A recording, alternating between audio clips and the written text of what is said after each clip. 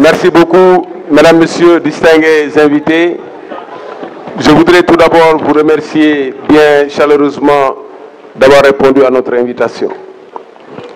Répondu de façon massive et répondu de façon généreuse, malgré les nombreuses préoccupations. Le poème dans le film, je l'ai écrit en 2006. L'histoire de ces jeunes qui vont en mer, c'est l'histoire du Sénégal. C'est le certificat d'échec de notre pays. Quand vous êtes admis, on vous donne votre diplôme en vous disant ça y est, vous avez réussi. Le fait que les hommes, les jeunes hommes et femmes prennent les pirogues pour aller en mer, c'est le certificat d'échec de notre pays. La responsabilité est partagée. Ça, on peut en parler. Mais l'échec est là. Et notre père m'a appris beaucoup de choses. Il m'a appris qu'il faut se méfier de trois animaux qui sont parmi les hommes. Le premier animal, c'est le caméléon. Comme le dit Kakatar. Le Kakatar, il faut retrouver le contexte du monde. Jamais là. Il arrive toujours à s'en sortir. L'équipe il ne faut pas être Kakatar. Moi, je suis Kakatar. Aujourd'hui, si on regarde cette politique, nous pouvons dire par exemple, transhumant est genre Kakatar.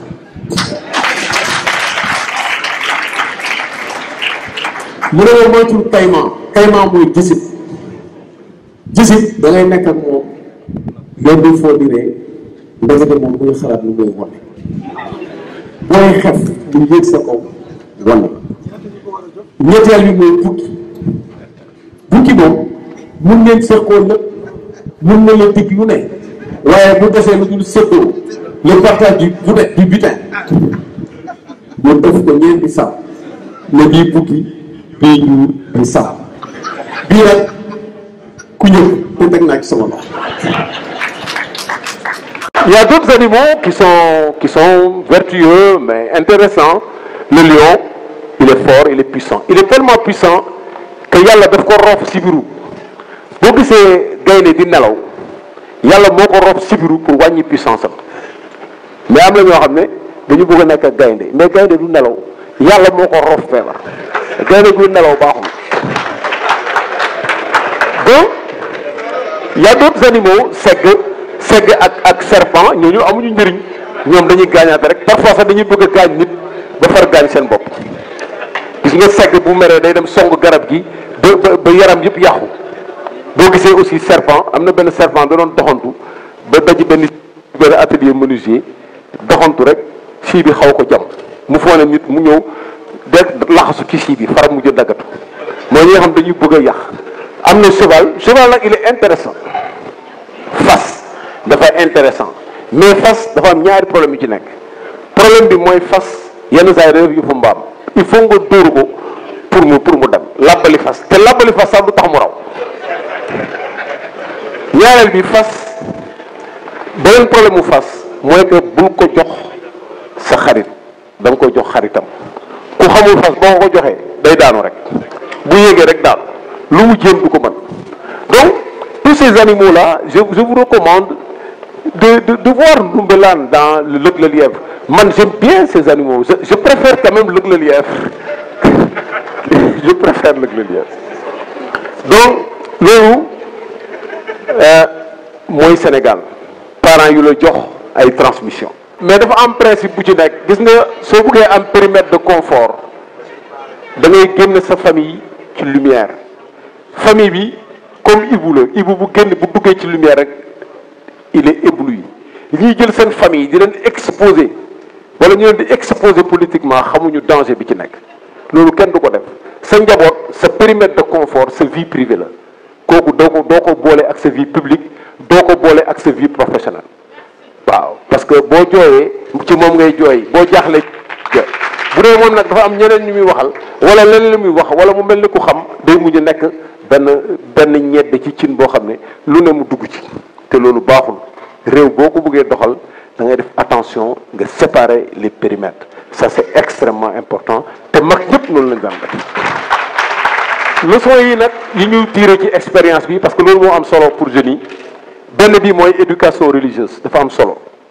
c'est un atout diine moom nit dafa war a am diine am loo gëm boo amul gëm doo taxaw ci dara bañ a décourager bañ a céder ci facilité lu yomb baaxul bu tàngee rek nga bàyyi loolu xale du ko def. Vous avez vu dans le film chaque fois que ça a été difficile nous avons recommencé à zéro. Aujourd'hui bu laajoon ma daaj taabal di jaay caaf dama koy def pour recommencer à zéro. C'est comme ça qu'il faut faire. Donc il faut également bañ a di joytu ak jàmbat baaxul waaw da ngay recommencer rek bu baaxul joytu baaxul et nga fexe am plusieurs cordes à ton arc ci sa formation xale buy toog di nelaw yow jàng nga lii boo paree nga dem boo wàccee nga dem defi lii man dama daan wàcce école de Pàkk Lambay noonu laa daan def di dugg di génn di jaay ay machine à bois di dugg di génn di jàngale di xar matt ci école yi di yéeg c'est ça que les enfants doivent faire cette polyvalence là c'est important. Donc du ma leen nëbb nag que j'ai été quand même déçu par le film j'étais très déçu. Sama première déception mooy ñun bi ñu nekkee xale di seetaan cinéma dafa daan am jeune homme ak chef de bande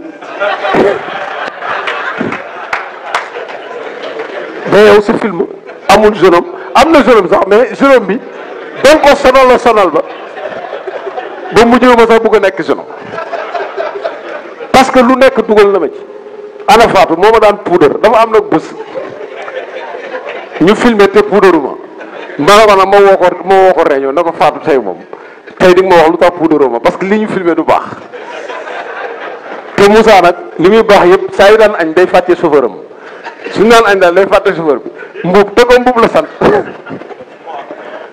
beneen déception bi mooy chef de bande amu ci chef de bande bi toujours jeune bi moo ko daan gagné mais fii amul chef de bande waaye nag chef de bande bi il n'est pas loin on peut l'identifier facilement. Chef de bande bi mooy ñi nga xam ne ils ont maintenu l'Afrique dans le dénuement et la misère.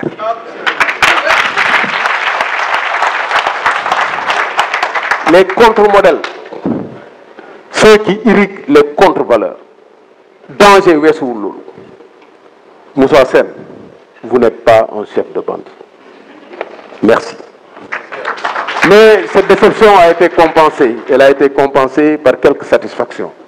J'ai découvert au cours du tournage que ma vie a été parsemée d'obstacles, que des risques fous ont été pris. Mais j'ai refusé viscéralement la facilité. Et Dieu sait qu'il y avait des facilités. Il y avait des facilités, il y avait des possibilités de s'enrichir rapidement en entrant dans n'importe quoi. Mais après, qu'est-ce que tu vas dire à tes enfants?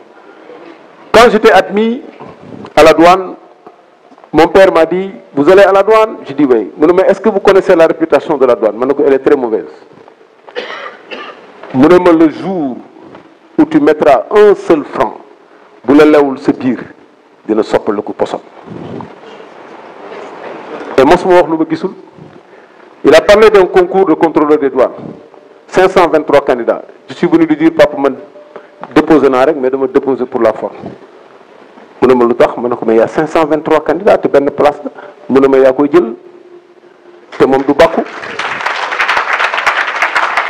Donc c'est extrêmement important de comprendre tout ça. Je me suis rendu compte également au cours de ce film, de ces 45 heures de tournage, que je suis atteint d'une maladie incurable. C'est le profond attachement pour le Sénégal. Il m'a vu naître, grandir, aller à l'école, devenir soldat, servir l'État, sans aucun reniement des valeurs et principes reçus de mon éducation. Quand on a été à la mutuelle, on s'est rendu compte que les agents des douanes vivaient des conditions extrêmement difficiles. Extrêmement difficiles. Les orphelins, c'était extraordinaire. Il suffit que le père meure, le lendemain, c'est des compteurs qui sont arrachés, les enfants qui sortent de l'école. On l'a organisé. Baïdia, vous avez été témoin. De la gabelle à la galère. On s'est couru dans l'armée. Et nos sorts ont été toujours liés. Quand il a fallu quitter l'armée pour aller à la douane.